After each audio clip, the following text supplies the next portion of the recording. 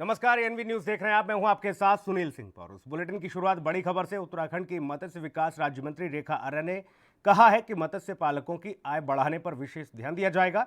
सरकार मत्स्य पालकों के लिए बीमा का प्रावधान भी करेगी।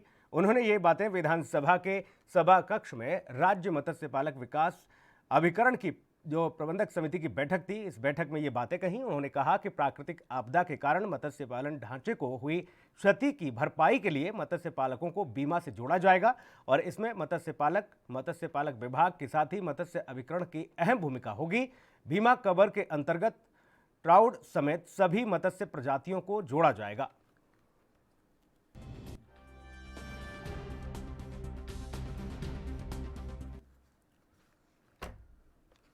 उत्तराखंड के रुड़की में यूथ कांग्रेस के राष्ट्रीय अध्यक्ष श्रीनिवास बीवी उत्तराखंड आगमन पर यूथ कांग्रेस के प्रदेश सचिव परवेज अहमद के नेतृत्व में नारसन बॉर्डर पर राष्ट्रीय अध्यक्ष का स्वागत किया गया। आपको बता दें, इस अवसर पर सैकड़ों की संख्या में युवा कांग्रेस के कार्यकर्ता मौजूद रहे। देश भर में बेरोजगारों को लेकर यूथ कांग्रेस ने हर एक राज्य में बेरोजगारी जागरूकता अभियान के नाम से रैली निकाली जा रही है और इस अवसर पर यूथ कांग्रेस के प्रदेश सचिव परवेज अहमद ने कहा कि आज का युवा शिक्षा प्राप्त करके बेरोजगार घूम रहा है, जिसका कारण केंद्र सरकार है जो कि शिक्षित युवकों को रोजगार देने में नाकामयाब साबित हो रही है, जिसका खामियाजा आने वाले चुनावों में सरकार को भुगतना पड़ेगा। तो वहीं इस मौके पर यूथ कांग्रेस के वरिष्ठ कार्यकर्ता शहनवाज रसूल ने कहा कि हम लोग इस समय कांग्रेस को मजबूत करने का काम कर रहे हैं और आने वाला समय कांग्रेस का ही होगा।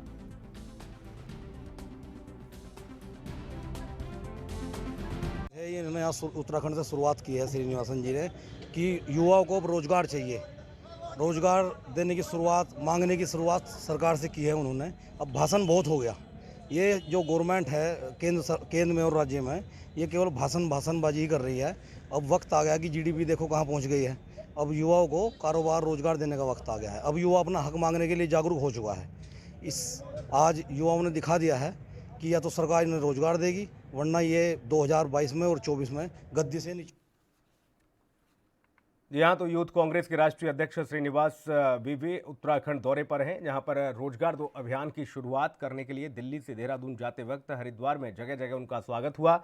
हरिद्वार के बहादराबाद स्थित काली माता मंदिर तिराहे पर यूथ कांग्रेस के हरिद्वार जिलाध्यक्ष अमरदीप रोशन के नेतृत्व में सैकड़ों कार्यकर्ताओं ने फूलों की मालाओं से उनका जोरदार स्वागत किया और अपने इस अभियान के दौरान श्रीनिवास ने केंद्र सरकार पर जमकर निशाना साधा।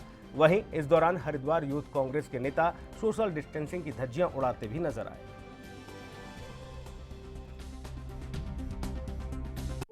सबसे युवा देश है, उसमें 65% सबसे ज्यादा युवा है और नरेंद्र मोदी जी सत्ता पे आने के पहले बड़े बड़े लेवल पे वादा किया था 2 करोड़ नौकरी देने का। 12 करोड़ 6 साल में 12 करोड़ नौकरी देने का था, अभी तक नहीं दे पाया। जो जानलेवा नोटबंदी और गब्बर सिंह टैक्स के वजह से 12 करोड़ नौकरी छीनने का काम किया। अभी कोविड के समय में कम से कम 15 करोड़ नौकरी जॉब से पास हो चुका है। इनके पास कोई शब्द नहीं है। नरेंद्र मोदी 1.5 मिनट वीडियो बनाने के लिए, मोर को दान खिलाने के लिए कम से कम 6 बार कपड़ा चेंज किया। 12 घंटा उस मोर को भी धन करके उसके साथ ड्रामा करने। उत्तराखंड के थराली में सामुदायिक स्वास्थ्य केंद्र में बुखार की जांच के लिए आए युवक का कोरोना टेस्ट पॉजिटिव आने के बाद यहां सीएचसी में हड़कंप मच गया। बाद में परिजनों को बुलाया गया, जिसमें युवक के पिता को भी रिपोर्ट जब जांच की गई तो वो भी पॉजिटिव आई। दोनों को आइसोलेशन सेंटर गोपेश्वर भेजा जा रहा है। तो वहीं सीएचसी प्रभारी डॉक्टर नवनीत ने बताया कि युवक के परीक्षण के दौरान वह खुद और लैब टेक्नीशियन अस्पताल का एक वार्ड बॉय भी प्रत्यक्ष रूप से युवक के संपर्क में आ गए हैं, जिसके चलते तीनों ने स्वयं को सेल्फ आइसोलेट करने का फैसला किया है।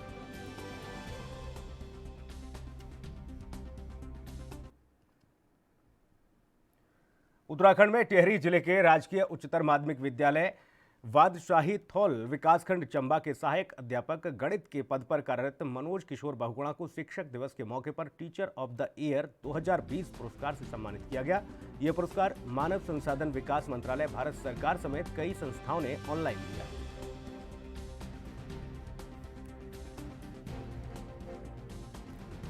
उत्तराखंड में टिहरी जिले के राजकीय उच्चतर माध्यमिक विद्यालय बादशाही थौल विकासखंड चंबा में सहायक अध्यापक गणित के पद पर कार्यरत मनोज किशोर बहुगुणा को शिक्षक दिवस के मौके पर टीचर ऑफ द ईयर 2020 पुरस्कार से सम्मानित किया गया है। ये पुरस्कार मानव संसाधन विकास मंत्रालय, भारत सरकार समेत कई संस्थाओं ने ऑनलाइन दिया है।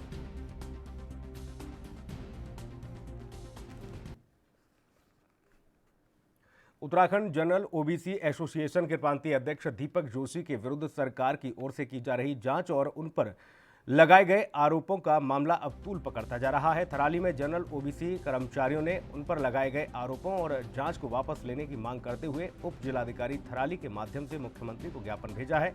इस दौरान जनरल ओबीसी के तहसील अध्यक्ष हिमानंद खंडूड़ी ने के नेतृत्व में जनरल ओबीसी कर्मचारियों ने तहसील परिसर में सरकार के खिलाफ जमकर नारेबाजी की। जनरल ओबीसी मोर्चे के तहसील अध्यक्ष हिमानंद खंडूड़ी ने सरकार को घेरते हुए कहा कि दीपक जोशी लगातार जनरल ओबीसी कर्मचारियों के हितों की लड़ाई जो है लड़ते रहते हैं और उत्तराखंड के हजारों लाखों कर्मचारी दीपक जोशी के समर्थन में हैं। ऐसे में सरकार द्वेषपूर्ण उनके खिलाफ कार्रवाई कर रही है। एक मांग को लेकर है। हमारे जो उत्तरांचल जनरल ओबीसी फेडरेशन के जो प्रांतीय अध्यक्ष हैं दीपक जोशी जी, उन्होंने सिर्फ जो जनरल ओबीसी के कर्मचारी उनके हितों के लिए संघर्ष किया, लेकिन सरकार ने जो है एक षड्यंत्र के तहत जो है उन पे जांच उनकी इंक्वायरी सेटअप की है। उसका हम विरोध करते हैं क्योंकि ये कोई अकेला दीपक जोशी का उत्पीड़न नहीं है, ये समस्त जनरल ओबीसी कर्मचारियों का उत्पीड़न है। यदि सरकार तत्काल उन पे जो जांच बिठाई गई है उस पत्र को तत्काल वापस नहीं लेती है तो हम सारे लोग जितने जनरल ओबीसी के कर्मचारी हैं सब जो है सड़कों पे उतरेंगे, क्योंकि सरकार हमको बाध्य कर रही है। अभी कोई आंदोलन का मुद्दा था नहीं, हमारी जो मांगे थी वो सरकार कुछ तक मान गई थी, लेकिन सरकार जानबूझ करके पुनः जनरल ओबीसी के कर्मचारी को उकसा रही है, क्योंकि हमारे जो प्रांतीय अध्यक्ष हैं उन पर जो जाँच बिठाई गई है मात्र इसके लिए कि उन्होंने जनरल ओबीसी के कर्मचारियों के हक के लिए इलेक्ट्रॉनिक मीडिया और प्रिंट मीडिया में, आरोप उन पर लगाया गया है कि उन्होंने इलेक्ट्रॉनिक मीडिया और प्रिंट मीडिया में बयानबाजी की है।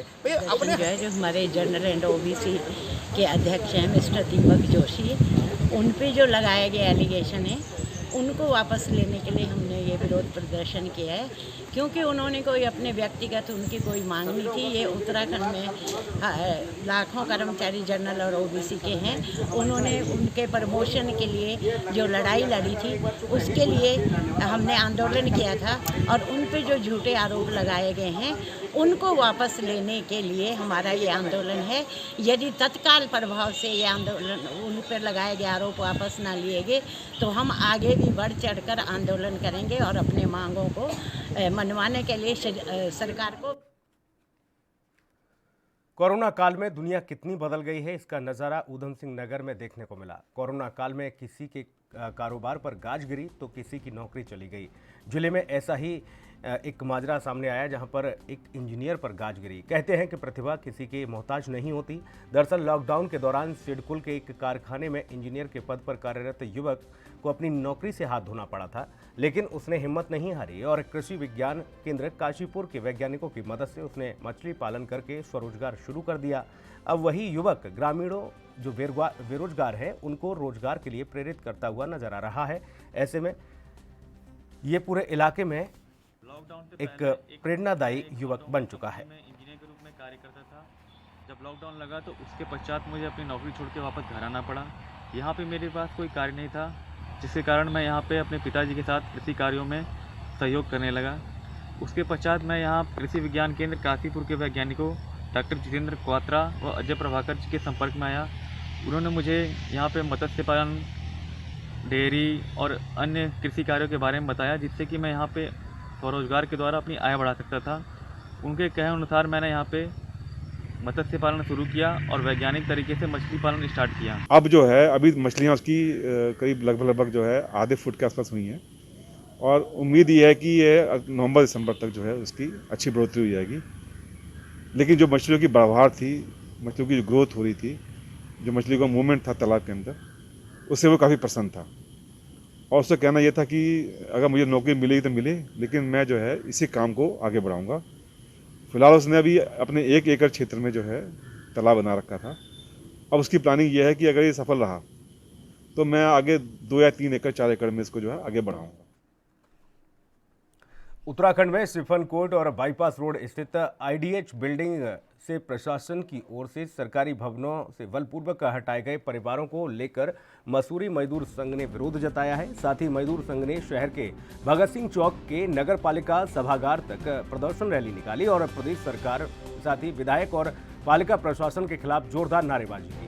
इस मौके पर मजदूर संघ ने शासन प्रशासन से मांग की है कि घरों से बाहर निकाले गए परिवारों को जल्द ही व्यवस्था उनकी सुनिश्चित की जाए, नहीं तो शहर के तमाम संगठनों को साथ लेकर उग्र आंदोलन किया जाएगा।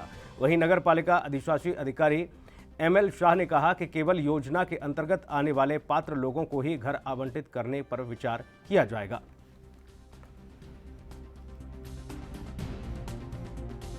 कब्जा कुछ नहीं है। हम पहले आईडीएच बिल्डिंग में रहते थे। पहले पिछली बार जब बरसात आने के कारण वो हमारा घर टूट गया था, इस वजह से हमें नीचे मिला। वहाँ से फिर छप्पन कोट के लोग आए, उन्होंने हमारा ताला तोड़ा। फिर नहीं, आपको आईडीएच में किसने आपदा के टाइम पे किसने बसाया था? वहाँ पे एसडीएम साहब ने बसाया था और आज उन्होंने हमें घर से बेघर कर दिया। तो अब आप कहाँ रह रही हैं इस समय? हम वहीं रह रहे हैं जहाँ पे हमारा घर है, हम वहीं पे रह रहे हैं। अपने बच्चों के साथ 3 दिन हो गए, हमारे बच्चों ने ना खाना खाया ना ऐसे रह रहे हैं।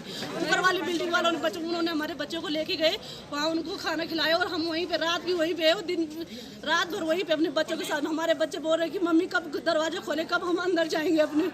तो भाई सो रहे हैं हम करने जा रहे हैं क्योंकि इन लोगों के द्वारा हमारे मजदूरों के साथ जो है ज्यादती की जाती है, अन्याय किया जा रहा है, इनका सामान बाहर फेंका जा रहा है, इनको घर से बेघर किया जा रहा है और आज शासन प्रशासन कोई भी इनकी सूद लेने को तैयार नहीं है। अब हमने ये कदम उठा लिया है कि हमें चाहे कुछ भी करना पड़े, कैसे भी करना पड़े, हम जो है शासन प्रशासन के खिलाफ जो है आंदोलन की रणनीति आज से तैयार कर दी गई है और इसमें हमें कुछ भी कहीं भी जितने भी मसूरी में ट्रेड यूनियन है, ट्रेड संगठन है, सारे संगठनों को साथ लेकर के हम जो है लड़ाई लड़ेंगे और ऐसी पूर्णता जो है किसी भी हद में बर्दाश्त नहीं करेंगे।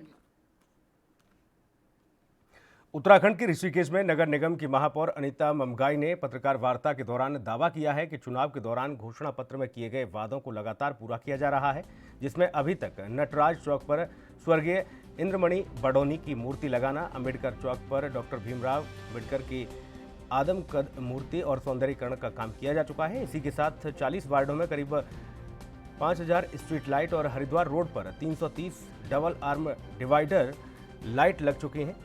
साथ ही इसके अलावा शहर के तमाम चौराहों पर देश की महान विभूतियों की मूर्ति लगाए जाने की योजना बनाई जा रही है। आपको ये बता दें कि करीब 1.5 साल के कार्यकाल का रिपोर्ट कार्ड जारी करते हुए महापौर ने पत्रकार वार्ता की, जिसमें उन्होंने अपनी घोषणाओं के सभी वादों को जल्द से जल्द पूरा करने का दावा भी किया।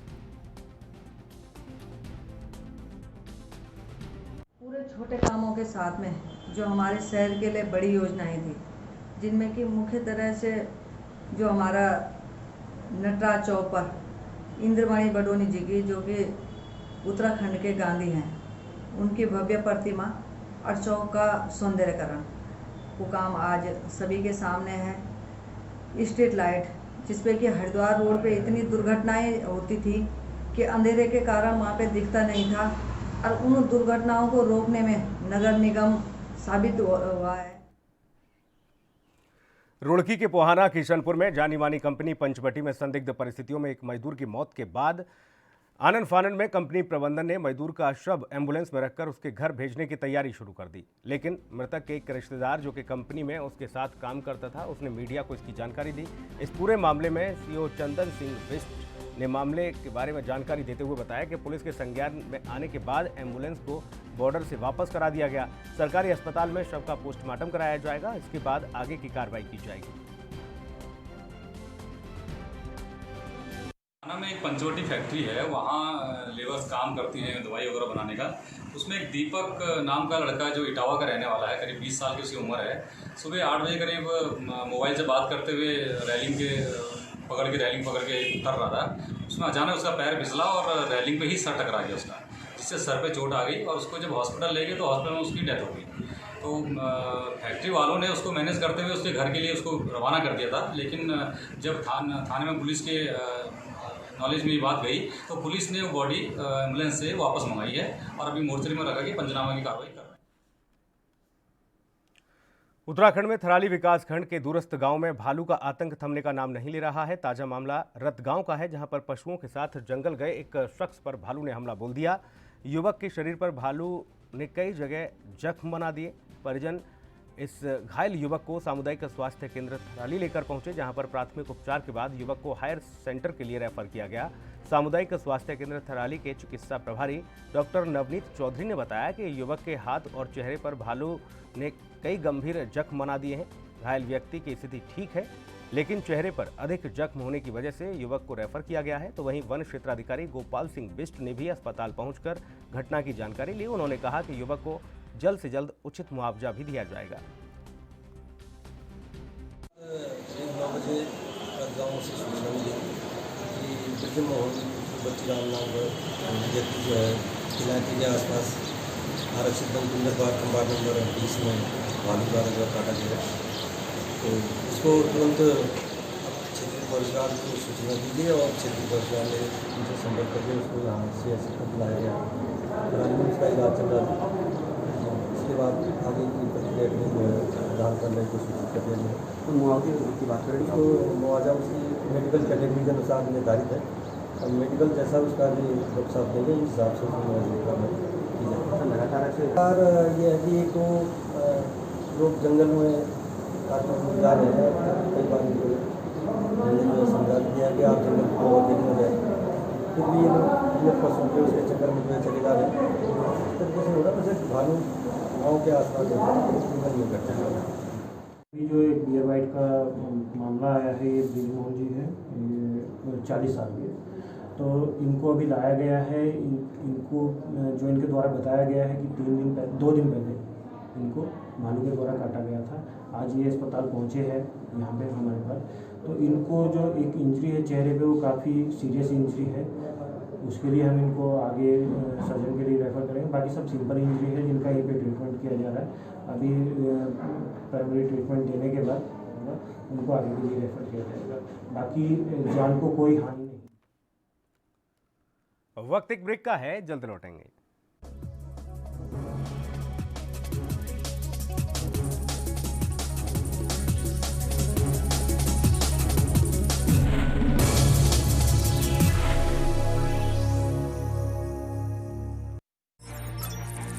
खबर चाहे सियासत की हो या सरकार की, खबर चाहे भ्रष्टाचार की हो या गुनहगार की, दिन भर में क्या रहा देश जगत का हाल, किस मुद्दे ने बनाई किसकी सरकार, रखते हैं हम सब पर नजर, पहुंचाते हैं हम हर खबर। हम हैं ANB न्यूज।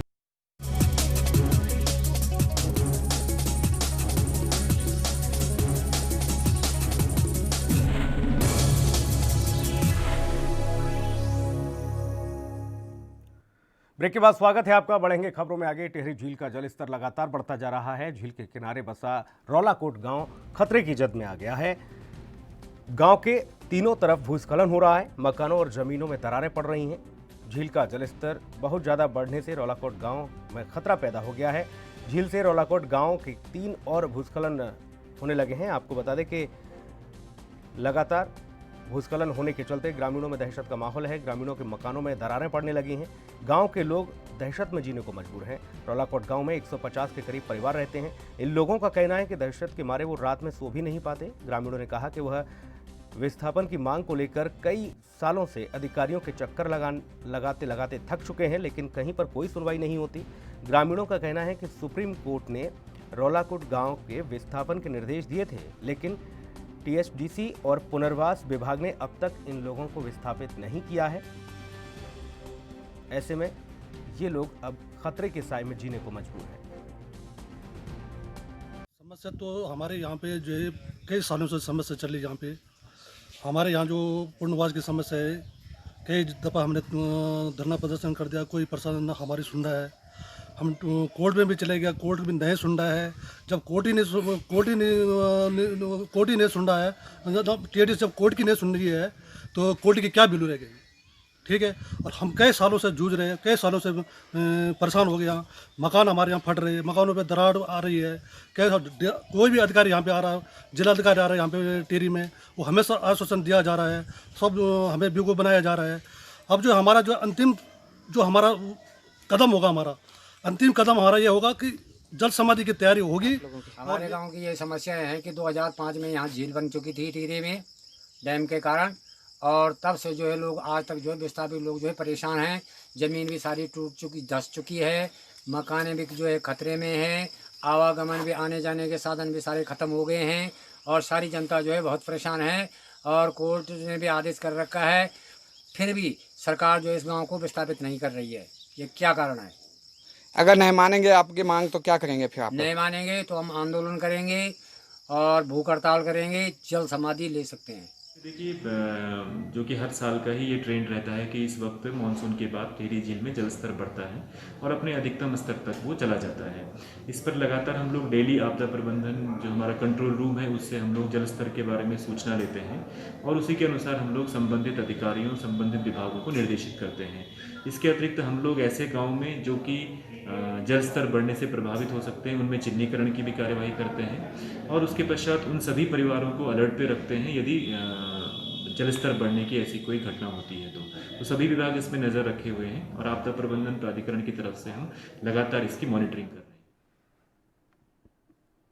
हरिद्वार की ग्राम पंचायत दौलतपुर से जुड़ा गांव जादवपुरी में ग्रामीणों ने मनरेगा में हुई धांधली को लेकर मनरेगा ग्राम विकास अधिकारी सुधीर चौधरी के खिलाफ पुरजोर विरोध किया है और साथ ही ग्रामीणों ने सुधीर चौहान पर, आपको बता दें, शौचालय के नाम पर और आवास के नाम पर करीब 5,000 रुपये और कई घरों से 2-2 हज़ार रुपये लेने का आरोप लगाया।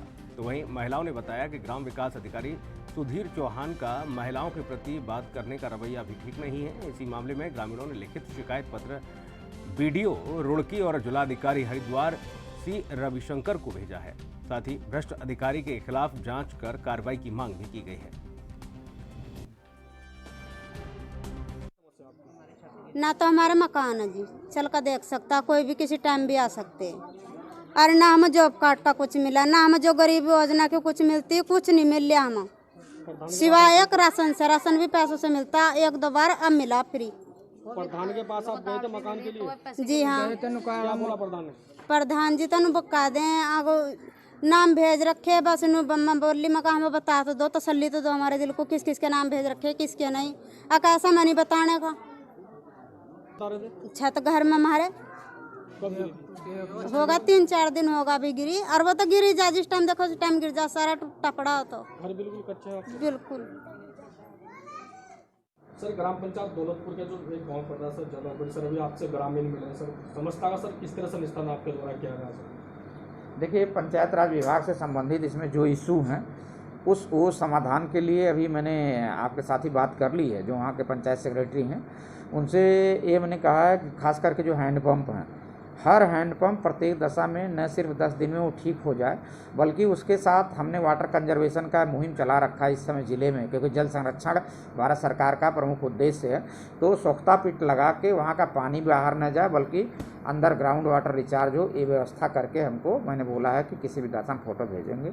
दूसरा, एक शिकायत इस प्रकार का मेरे पास प्राप्त हुआ है, उसमें जिला विकास अधिकारी को जो है जांच करने के लिए निर्देश दिया हूँ। तो बहुत जल्दी ये जांच हो करके वास्तविकता क्या है करके पता चलेगा। इनके इस आरोप अगर सिद्ध पाया जाता है तो नियमानुसार उचित कार्रवाई होगी। और लोगों से भी अपील है कि जो सोशल ऑडिटिंग होती है इसमें, तो मनरेगा का जब भी सोशल ऑडिटिंग का टीम आते हैं, ज़रूर जो है इस प्रकार का कोई भी अगर अनियमितता होता है तो कृपया करके वहाँ पे जो है इस मुद्दे को रेज़ करना चाहिए भविष्य के लिए। मगर अभी जो आरोप है वो जांच उपरांत जो है हम लोग इसमें उचित कार्रवाई कर पाएंगे। उत्तराखंड की खबरों के बुलेटिन में इतना ही। नमस्कार।